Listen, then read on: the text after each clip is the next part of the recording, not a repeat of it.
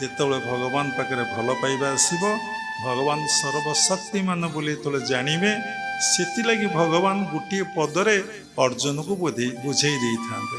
କାହିଁକି 18ଟା ଅଧ୍ୟାୟ କହିଲେ, 700 ଶ୍ଲୋକ କହିଲେ, ଅର୍ଜୁନଙ୍କର ମନ ମାନିଲା ନାହିଁ। ଶେଷରେ 18 ଅଧ୍ୟାୟର 66 ଶ୍ଲୋକରେ ତାର ମନ ମାନିଲା ଏବଂ ଶରଣ ପଶିଲା।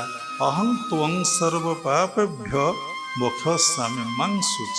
ସବୁ ପାପ ତପରୁ ତତେ ଉଦ୍ଧାର କରି ମୋକ୍ଷ କରିଦେବି। ଯେତେବେଳେ ଜାଣିବେ ବାବାଙ୍କ ପାଖରେ ଧନ ଅଛି, ବାବାଙ୍କ ପାଖରେ ସିଦ୍ଧି ବିଭୂତି ଅଛି, ଆପଣଙ୍କ ବାବାଙ୍କୁ ଛାଡ଼ିକି ଆଉ ଯିବେ? ଯେପର୍ଯ୍ୟନ୍ତ ନ ଜାଣିଛନ୍ତି ଭକ୍ତି ଆସିବନି, ପ୍ରୀତି ଆସିବନି, ଶ୍ରଦ୍ଧା ଆସିବନି, କିଛି ଆସିବ। ତେଣୁ ଭଗବାନଙ୍କୁ ଭଲ ପାଆନ୍ତୁ। ଜାଣିଲେ ଭଗବାନଙ୍କୁ ଭଲ ପାଇବାଟା ଆରମ୍ଭ ହେବ। ସେ ସର୍ବଶକ୍ତିମାନ, ସୃଷ୍ଟି ଜଣେ କର୍ତ୍ତା, ଆଉ କେହି କର୍ତ୍ତା ନାହାନ୍ତି। ଅନୁଭବ କରିବେ, କରାଉଥାଏ ମୁହିଁ, ମୋ ବିନୁ ଅନ୍ୟ ଗତି ନାହିଁ।